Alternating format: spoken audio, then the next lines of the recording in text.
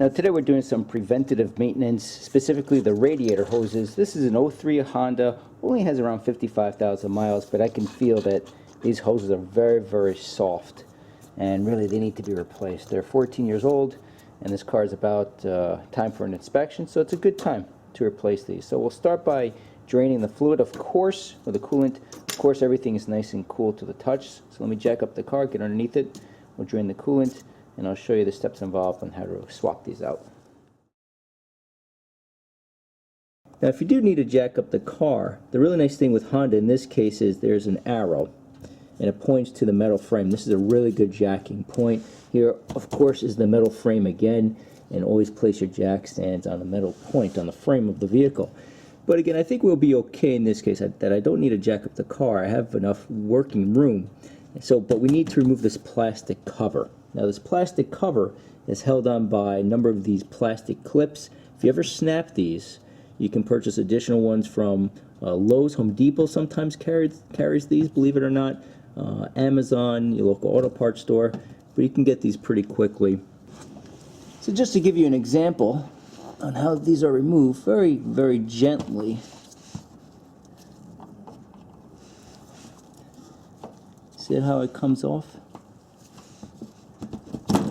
And that's it. That's all it takes. So I'll continue on removing the rest of them. And then once you have all the clips removed, just lower this down, and you can move it back a little bit. You just have to get access to the lower radiator hose, which is this guy right here.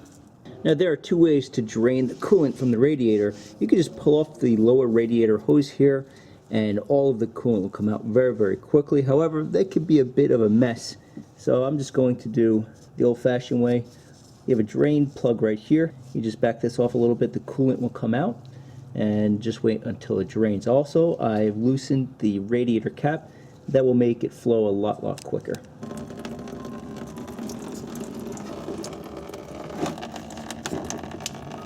Now the coolant has finished draining. I'm just going to remove this lower radiator hose. There's a clamp right here.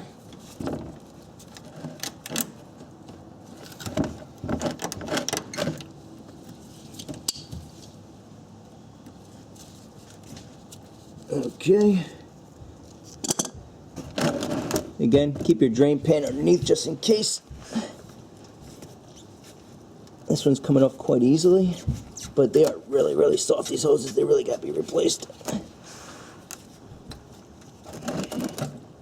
Okay. And then that lower radiator hose just comes up, and you have the other or opposite end right here.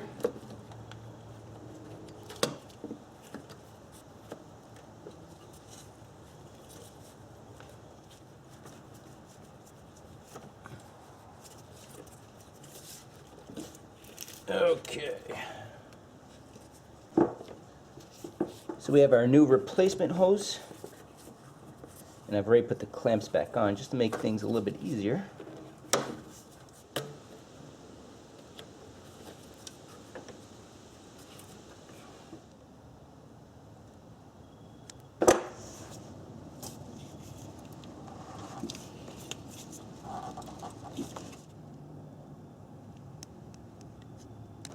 So I've removed the clamp for the upper radiator hose. This is the radiator right here.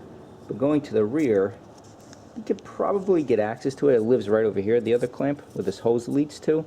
But just so you guys have a good view, I'm just going to remove this air box, and we'll have get access to it very easily.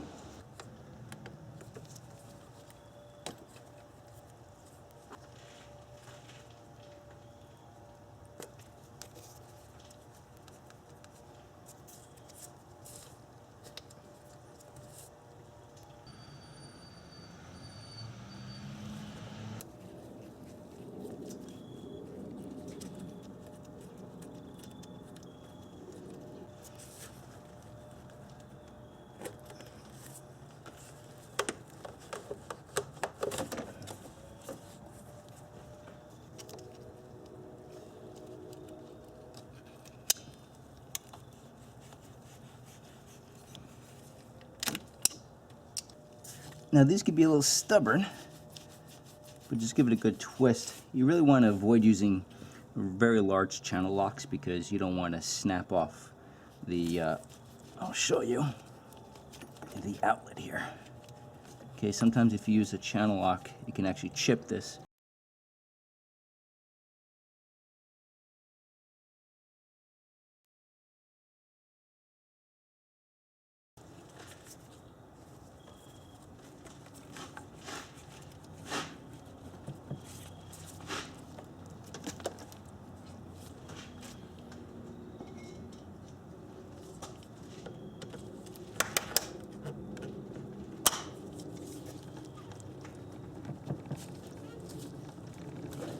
And when you reinstall the hose clamps, just make sure it's on the side. If you have it straight up at the 12 o'clock position, when you lower the hood, you can strike the clamp. So just make sure it's on its side. And as you can see, everything is in good shape.